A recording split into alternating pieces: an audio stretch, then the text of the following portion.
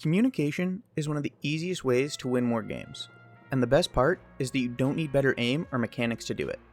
The problem is that most players either don't communicate at all, or they completely overload the voice chat with information nobody needs.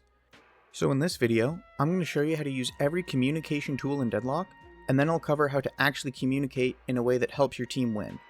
So let's start with all the built-in pings and voice lines, because a surprising number of players don't even know these exist. The hero missing ping. One of the most important pings, especially in the early game, is the enemy missing ping. If someone disappears from the lane, you can open the scoreboard and click on their portrait to ping them missing. Infernus is missing. You can also ping items that heroes have by clicking them while the scoreboard is open. This is super useful for key items, for example, letting your team know that Dynamo has Refresher. Pinging cooldowns. You can also let your team know the status of your abilities and item cooldowns. Hover over your ability or item and press your mouse wheel button. The knights are ready to charge. This lets your team know that your important ability is down, or that it's about to come up, so it's a good time to take a fight. Or sometimes, when a teammate is crying about, "Why didn't you use X? I would have survived," you can ping, "It's on cooldown," and shut them up real quick. Knights are on cooldown. Holding down V or mouse 3 by default opens up the chat wheel. This lets you quickly say voice lines from a huge list.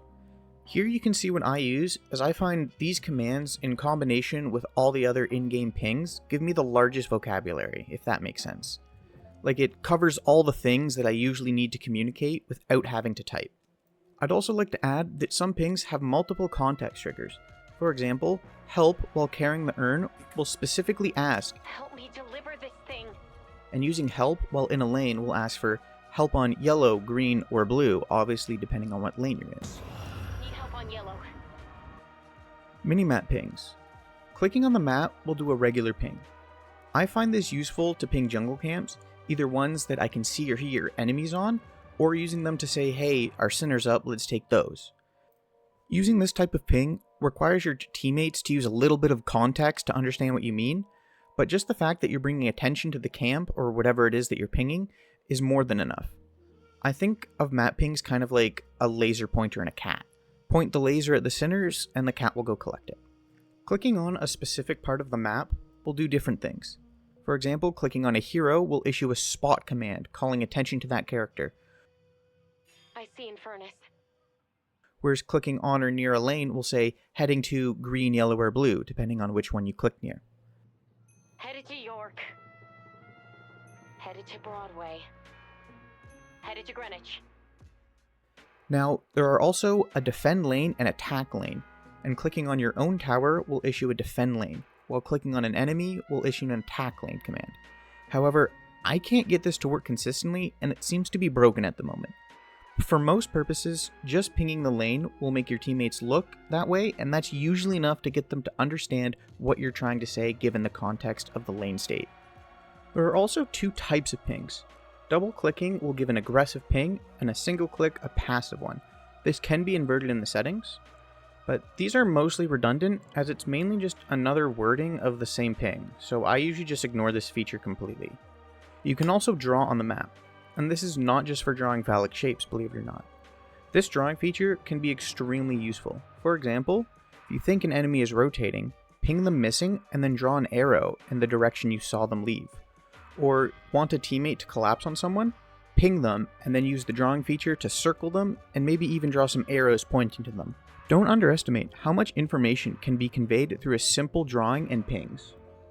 Now, using drawings and pings is great, but there's an even more effective way to communicate in Deadlock: a microphone. If you have a microphone, please use it. And yes, I know that's easier said than done for a lot of people, especially if you're shy. Talking to some random people online can feel awkward. And I used to be one of these people before I started making this video. But as I've learned from communicating so that I could make this video, once you use your microphone for a couple of games, you get used to it, and it's no longer scary. I also learned that once one person starts talking, everyone else becomes way more likely to join in. So at the start of the game, I'll say something like, "Hello team," or "How's it going?" And that's usually enough to break the silence and get other people using their microphone too. because that first use of the microphone is the most difficult for people to do.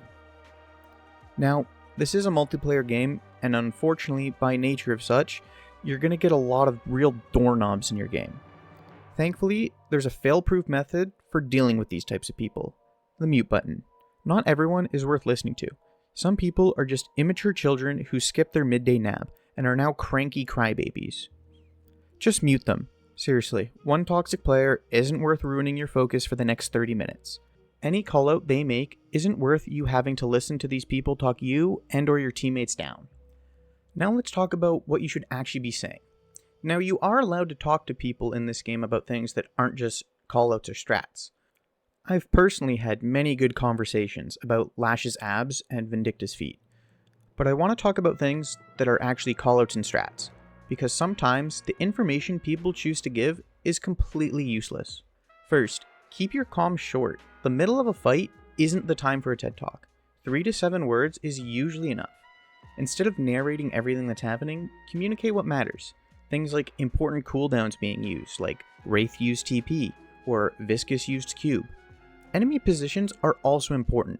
Victor alone on the right. Health is also a good callout, but please don't over-exaggerate how much damage you did saying 1 HP, then walking around the corner to a basically full HP target. That's infuriating. To avoid this, I use half HP or low HP, where low HP is someone who's got to be like a quarter or less.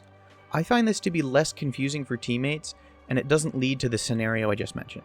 When multiple things are happening, this is roughly the order of importance: enemy locations, cooldowns, specifically ultimates, health information, and then objective timers. An example of a good callout would be Calico Drifter on the left, Dynamo has ult, and our pocket is half, and mid-boss is soon. Let's not fight. That is simple, clear, and useful. During teamfights, only one person should be leading/calling targets. So if someone else is leading the fight, don't butt in. That doesn't mean you can't still relay important information. Calling out enemy positions and key abilities being used can help the person who is leading the fight make better decisions. If 6 people are all trying to shot call at the same time, nobody understands anything. Also, if you're dead and there's still a fight going on, say the important information once, then be quiet. They don't need you explaining how you would have killed Viscous and lived if it wasn't for you getting slowing hexed or something.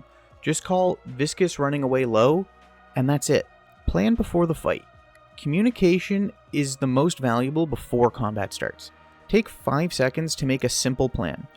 Something like, if McGinnis comes, we back out until her ult, and then if it looks good, we can go back in. Or, let's jump on Wraith once she uses TP. That's all you need. Don't overcomplicate it. You're playing with 5 random people, not a professional team. Your strategy shouldn't be longer than a sentence or 2. Try and be specific with your callouts. Specific information beats vague information every single time. 2 on our left is better than saying they're flanking. Need help, Calico is diving me in the back is much better than help, help, help, help, help, help, help. The more specific you are, the faster your teammates can react appropriately. Another thing, if you make a mistake, own it, then move on. Don't spend the next 2 minutes arguing about it. Likewise, don't blame your teammates. It doesn't make them play better. If anything, it makes them play worse. Instead, keep people motivated. A simple nice pick or good job or even nice try goes a surprisingly long way in keeping your team's morale up. Don't guess. If you don't know something like, is Dynamo's refresher back up, and you don't know, the best thing is to assume and play as if it is up. There's nothing more embarrassing and infuriating than playing with bad info. Getting your team wiped because Dynamo did indeed have refresher up when you said he doesn't is a great way to destroy the morale of your team, and not to mention, it's probably the best way to throw a game. If you only remember one thing from this video, remember this. Who is it? Where are they? What are we doing? And then what should we do about it? For example, 3 rotating mid, back up. Bebop left jungle, don't get hooked. Almost every important callout can fit into this formula. If everyone on your team communicated like this, games would immediately become less chaotic. Your teammates would understand you far faster, and you'd probably win a lot more games. Communication isn't about talking more, it's about saying the right thing at the right time. But anyways, that's going to be it for this video. Don't forget to like and subscribe, and good luck in your climb out there. Okay, bye.